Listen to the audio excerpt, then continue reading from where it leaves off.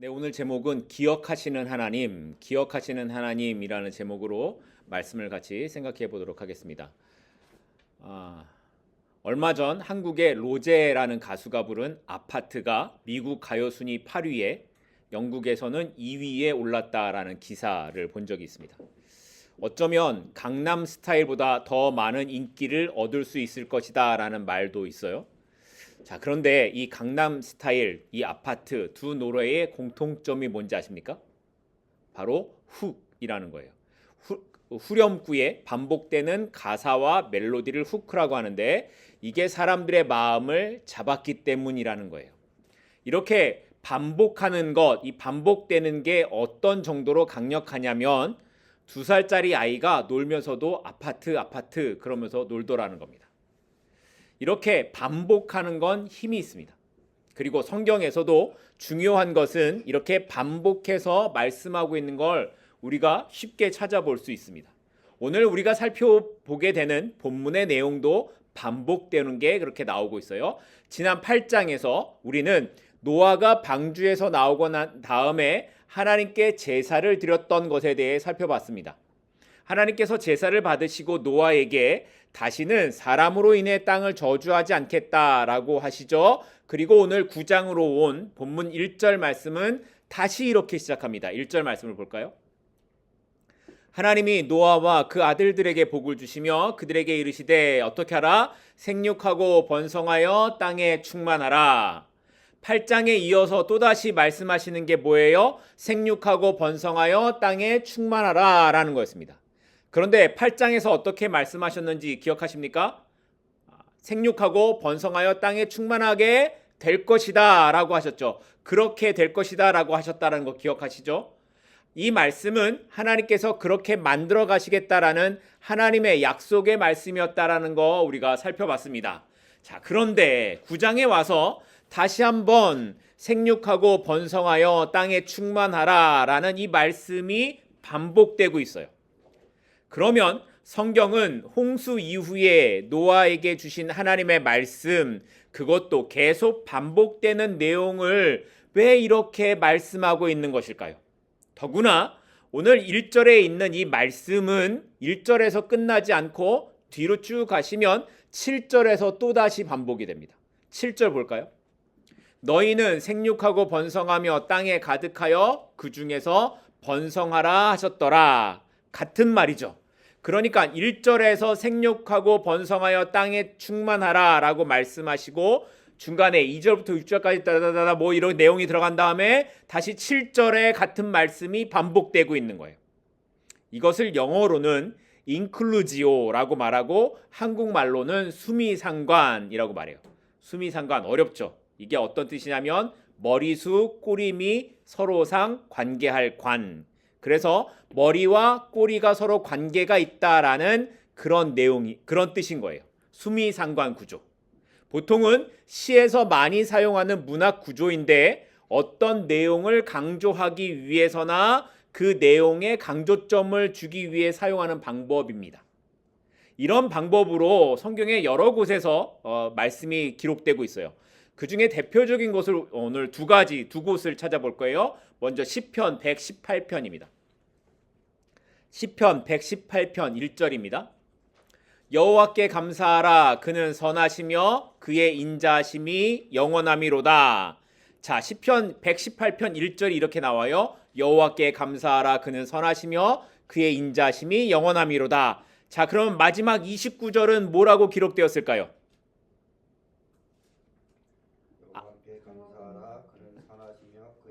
그쵸. 네, 이거는 안 봐도 알 수 있어요. 제가 수미상관이라고 얘기했으니까 여호와께 감사하라 그는 선하시며 그의 인자하심이 영원함이로다. 여호와께 감사하라 라는 게 118편의 주제예요. 그는 선하시고 그의 인자하심이 영원하기 때문에 여호와께 감사하자라는 걸로 쓰여졌다라는 거, 이거 강조하는 거 아시겠죠? 자, 이런 구절을 갖고 있는 내용이 짧은 이 시편에서만 있는 게 아니라 긴 문장 안에서도 나와요. 볼까요? 마태복음 1장 23절입니다. 안 찾으셔도 돼요. 제가 읽겠습니다. 마태복음 1장 23절입니다. 보라, 처녀가 잉태하여 아들을 낳을 것이요 그의 이름을 임마누엘이라 하리라 하셨으니 이를 번역하면 여기가 중요합니다. 하나님이 우리와 함께 계시다 함이라. 하나님이 우리와 함께 계시다 함이라. 마태복음이 시작되는 1장에서 뭘 말씀하고 계세요? 하나님이 우리와 함께 하신다라는 걸 말씀하세요. 자, 그러면 마태복음 마지막 28장입니다. 28장 20절 끝부분이에요. 가시면 뭐라고 기록되고 있느냐? 내가 너희에게 분부한 모든 것을 가르쳐 지키게 하라. 볼지어다 내가 세상 끝날까지 너희와 항상 함께 있으리라 하시니라. 마태복음이 끝나는 28장에 어떻게 끝난다고요? 우리와 항상 함께 계신다라는 것으로 끝이 나고 있습니다. 그러니까 마태복음에서 강조하는 건 뭘까요? 하나님이 우리와 함께 계신다라는 거예요. 큰 주제, 그 큰 주제 1장에서 시작한 것과 28장에 끝나는 것, 그 큰 주제 안에 여러 내용들이 있지만 결국은 뭐라는 거예요? 하나님이 우리와 함께 계신다라는 거예요. 그러니까 오늘 우리가 살펴보고 있는 창세기 9장 1절부터 7절의 내용의 구조도 이런 모습을 가지고 노아에게 뭔가를 말씀하고 계세요. 뭘 말씀하고 계세요? 생육하고 번성하라. 땅에 충만하라. 자, 그러면 도대체 어떻게 사는 것이 생육하고 번성하는 것인가? 이걸 우리가 알아야 되겠죠. 어떻게 사는 게 생육하고 번성하는 것인가? 생육하고 번성하라고 하셨으니까 그냥 애들 많이 낳고 키우는 그런 의미에서 생육하고 번성하는 것을 말하는 걸까요? 물론 지금 한국처럼 출산율이 너무 떨어져서 인구 절벽을 걱정해야 하는 그런 시대가 된 건 문제가 많은 게 사실입니다. 그리고 이 문제는 한국만이 아니라 일본이나 유럽이나 미국도 다 똑같아요. 청년들이 결혼하려고 하지 않고 결혼해도 애를 낳으려고 하지 않아요. 이유가 뭘까요? 부담을 갖고 싶지 않아서라는 겁니다. 가족을 책임져야 되는 부담, 아이를 책임져야 하는 부담을 갖고 싶지 않아서라는 거예요. 그냥 나 혼자 생각하고 살고 싶다라는 거죠. 그런데 우리가 살아가면서 가정을 이루고 생명을 이어가는 것은 단순히 우리의 생물학적인 흐름, 자연의 흐름이 아니에요. 그건 하나님께서 우리에게 맡기신 귀한 사명 중에 하나라는 거예요. 보세요. 한 생명이 잉태가 되고 태어나 자라면서 한 사람으로 자라가는 것은 기적입니다. 왜 기적인지 아십니까? 한 사람의 몸 안에 보통 37조 개의 세포가 있다 그래요. 여러분 안에 37조 개의 세포가 있어요. 그런데 임신을 해서 정자와 난자가 만나게 되면 세포가 몇 개가 될까요? 하나입니다. 세포가 하나가 딱 만들어져요. 그런데 그 하나의 세포가 빠르게 막 분열을 하는 거예요. 그래서 여러 세포들을 만들어내는데 이게 단순히 분열만 하는 게 아니라 어떤 세포는 뇌에, 어떤 세포는 심장, 어떤 세포는 피부가 되는 등 정확하게 정해진 그 위치에 맞게 세포가 분열을 한다라는 거예요. 마치 설계된 대로 정교한 건축을 하는 것처럼 그렇게 세포가 스스로 분열을 한다라는 거예요. 그래서 한 사람이 되면, 성인이 되면 세포가 몇 개요? 37조 개의 세포가 된다라는 거예요. 여러분, 이게 우연히 이렇게 된다고 할 수 있습니까?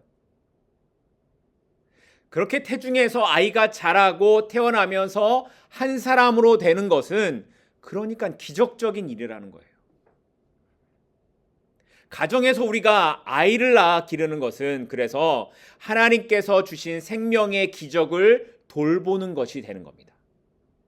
그렇기에 생육하고 번성하라는 것의 1차적인 의미는 우리가 하나님이 주신 생명의 소중함을 알고 그 생명을 하나님의 뜻 안에서 돌봐야 한다라는 뜻을 갖고 있는 겁니다.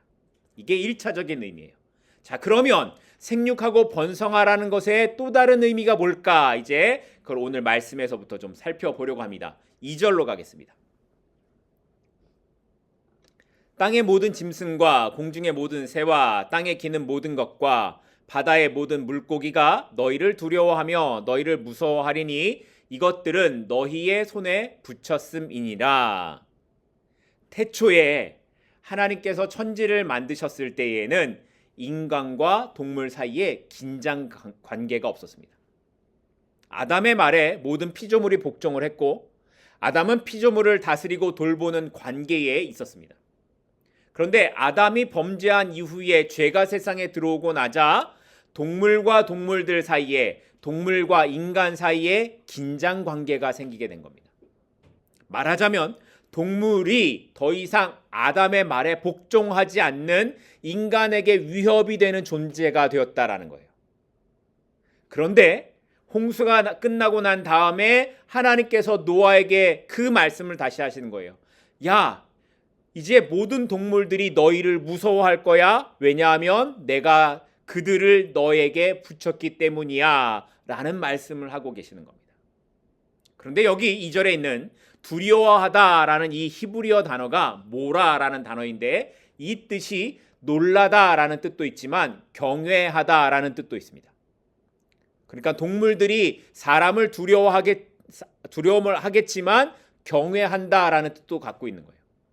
그러니 이 말은 다른 피조물이 인간의 통치 아래서 경외하면서 복종하는 그런 모습을 보여주고 있는 거예요. 심지어 어느 정도로 인간이 동물을 다스릴 수 있게 되었는가에 대해 3절은 이렇게 말씀합니다. 3절 말씀입니다. 모든 산 동물은 너희의 먹을 것이 될지라 채소같이 내가 이것을 다 너희에게 주노라. 산 동물들이 다 뭐가 된다고요? 너희의 먹을 것이 된다고요. 자, 그러니까 이 말을 바꿔서 생각해 보면 이전까지는 뭘 안 먹었어요, 사람들이? 고기를 안 먹었어요. 고기를 먹지 않았는데 홍수 이후에 지금부터는 고기를 채소처럼 먹을 수 있게 되었다라는 겁니다. 창세기 1장 29절만 봐도 하나님께서 인간에게 모든 씨 맺는 채소와 열매 맺는 나무의 열매를 식물로 주셨다라고 말씀하시지 고기를 주셨다라고는 기록하고 있지 않습니다. 그러니까 홍수 이전에는 사람들이 고기를 못 먹었어요. 저처럼 고기를 좋아하는 분들은 홍수 이전에 살았으면 큰일 날 뻔했습니다. 자, 그러면 왜 홍수 이후에 하나님이 비로소 사람들에게 육식, 이 고기 먹는 것을 허용하셨을까요?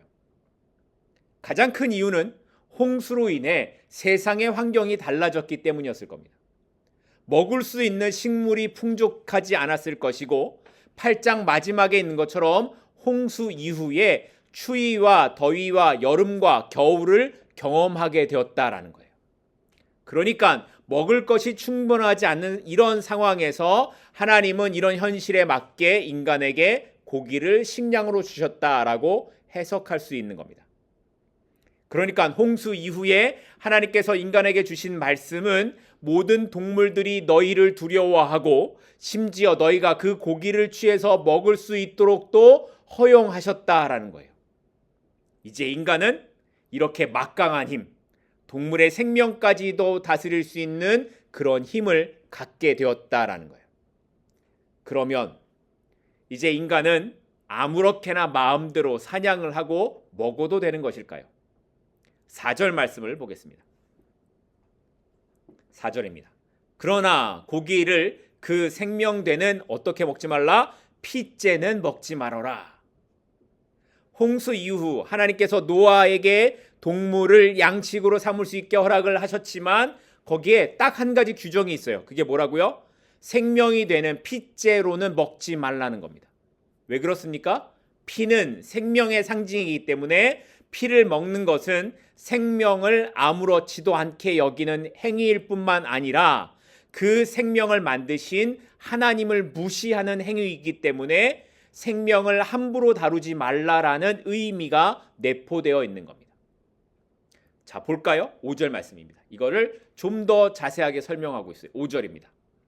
내가 반드시 너희의 피, 곧 너희의 생명의 피를 찾으리니 짐승이면 그 짐승에게서 사람이나 사람의 형제면 그에게서 그의 생명을 찾으리라. 여러분, 하나님은 생명의 주인이십니다. 믿으세요? 모든 생명은 하나님의 것이며 그 생명을 함부로 다루는 것은 창조주 하나님을 모독하는 것과 다름이 없습니다. 그래서 하나님께서는 피를 흘리게 한 자는 반드시 그 책임을 지게 하시겠다라고 말씀하고 있는 겁니다.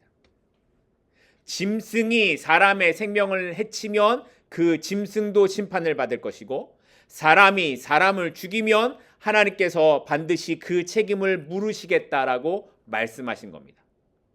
그만큼 인간은 단순히 육체적인 존재 그 이상의 가치가 있었다라는 걸 말씀하고 있는 거예요.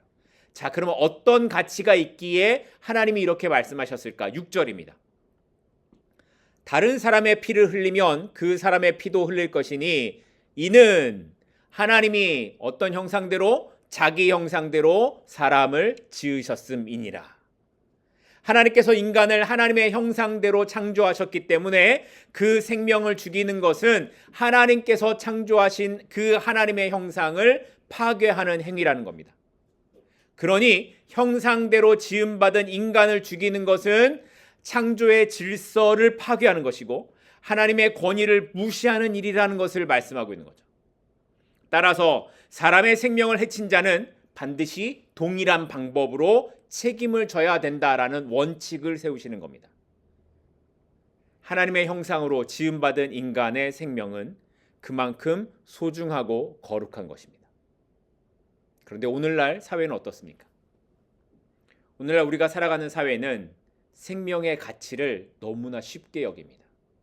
낙태, 자살, 살인, 심지어는 전쟁 등 생명을 너무나 쉽게 다루는 일들이 끊임없이 일어납니다. 그런데 성경이 말하고 있는 건 뭐예요? 한 사람 한 사람이 다 하나님의 형상대로 지음받은 존귀한 존재라는 겁니다. 여러분 옆에 있는 한 사람이, 여러분이 함께 살아가는 가족이, 친구나 동료들, 심지어 알지 못하는 사람까지도 하나님의 형상을 따라 지음받은 사람들이라는 겁니다. 그리고 그 중에 제일 중요한 게 누구예요? 나 자신이에요. 나 자신도 하나님의 형상대로 지음받았습니다. 그러니 우리가 생명을 대하는 태도는 하나님을 대하는 태도와 연결된다라는 것을 잊어서는 안 됩니다.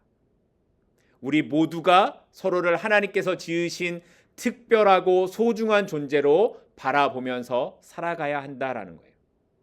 이렇게 하나님께서 홍수 이후에 노아에게 이 땅에서 생육하고 번성하며 살아갈 것을 말씀하셨지만 또한 동시에 사람들이 이 땅을 다스리면서 살아가는 것에는 책임이 분명히 있다라는 것도 말씀하셨습니다.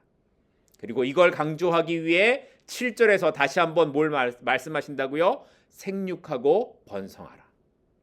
이게 무슨 구조라고 말씀드렸습니까? 수미상관 구조. 생육하고 번성하라. 그러니 너희가 하나님께서 주신 그 생명을 어떻게 보존하고 다스리면서 살아가야 하는 것인가를 하나님이 오늘 노아에게 말씀하셨던 겁니다.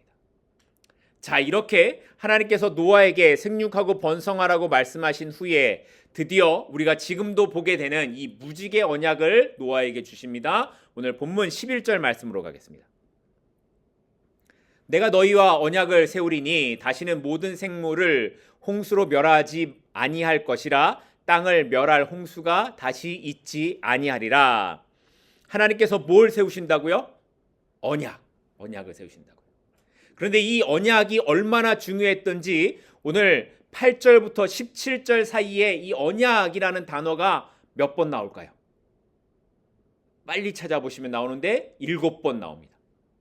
8절부터 17절 요 짧은 구절 사이에 언약이라는 단어가 7번이나 나와요. 그런데 성경에서 7, 7이라는 숫자는 아주 중요한 의미가 있죠. 뭘까요? 완전성을 상징하는 숫자입니다. 하나님께서 세상을 창조하실 때에 며칠 동안 창조하셨습니까? 7일 동안. 여리고성이 함락될 때 며칠 동안 돌았습니까? 7일 동안. 또 요한계시록에는 더 많이 나와요. 7교회, 7개의 인, 7나팔 뭐 이런 것들 계속 7이 나와요. 그리고 하나님께서 말씀하신 구약에서 지켜야 되는 절기에서도 7이 나오는데 안식년은 7년마다 있습니다. 그리고 희년, 모든 것이 해방되는 희년은 7번의 안식년이 끝난 그 다음 해에 오는 게 희년이에요. 그러니까 7이라는 숫자는 완전함을 상징하는 의미라는 것에서 볼 때에 오늘 말씀에서도 언약이 몇 번 나온다고요? 7번. 그러니까 이 7번의 언약이 기록되었다라는 것이 의미하는 게 뭘까요? 하나님께서 이 언약을 통해 하나님의 세우신 그 뜻을 완전하게 지키시겠다라는 것. 다시 말해 하나님의 신실하심을 보여주고 계신다라는 거예요. 이렇게 하나님이 분명히 이 언약을 지키시겠다라는 걸 7이라는 숫자를 통해서 보여주세요. 그러면 이 언약이 뭘까? 이걸 알아야 되겠죠. 언약, 이게 뭘까? 이 언약이라는 말은 지금으로 바꿔서 말하면 계약이라고도 할 수 있을 거예요. 우리가 쉽게 생각하기에. 자, 그러면 계약이 뭘까요? 계약은 우리가 흔히 집을 구매하거나 사업체 같은 걸 인수할 때 체결하는 상호 합의입니다. 그래서 계약은 언제나 쌍방 간의 합의로 이루어지고 서로의 조건이 맞아야 성립이 되죠. 그래서 어떤 계약을 할 때에는 서로가 원하는 조건을 제시하고 절충하기도 하고 조건을 걸기도 하면서 그렇게 계약을 체결합니다. 하지만 하나님께서 세우시는 언약은 우리가 하는 것과는 본질적으로 다른 것입니다. 하나님은 우리가 어떤 행동을 했기 때문에가 아니라 또는 우리에게 어떤 조건이 있기 때문이 아니라 하나님의 의지로 우리와 언약을 맺으십니다. 그래서 하나님의 언약은 언제나 일방적으로 주시는 은혜였고 그 언약은 변하지 않으시는 하나님의 완전함과 신실하심으로 하나님이 지키시겠다라는 약속이었습니다. 심지어 인간인 우리가 이 언약에 참여할 조건, 자격이 없음에도 하나님께서는 무조건적으로 우리를 사랑하셔서 그 언약을, 약속을 지켜나가고 계십니다. 그 약속이 뭐예요? 십자가의 구원입니다. 그렇기에 하나님께서 세우신 언약은 불완전하지 않고 실패할 수 없다라는 거예요. 우리가 뭐가 들어가지 않았기 때문에. 인간인 우리는 의지가 약하거나 혹은 능력이 부족해서 언제라도 계약이 깨어질 수 있죠. 그러나 전능하신 하나님은 다르십니다. 그 하나님에게는 이루지 못할 것이 없으시며 그 말씀은 곧 능력이 되시는 분이십니다. 그래서 우리는 하나님을 향해 그 하나님의 이루시는 언약을 바라보며 신실하다라고 표현하죠. 신실하다. 신실하다 뜻이 잘 안 와닿아요. 근데 영어로 보면 더 잘 와닿아요. 영어로는 faithful이라고 표현합니다. 완전히 믿을 만한 이런 뜻이죠. 그런데 그 하나님께서 노아와 그 자녀들 그리고 지금 이 땅을 살아가는 우리에게 언약을 세우셨다라고 말씀하십니다. 그 언약이 뭐라고요? 다시는 이 땅을 홍수로 멸하지 않으시겠다라는 말씀입니다.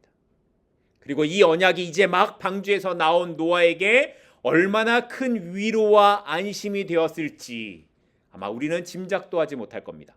볼까요? 14절, 15절 말씀입니다.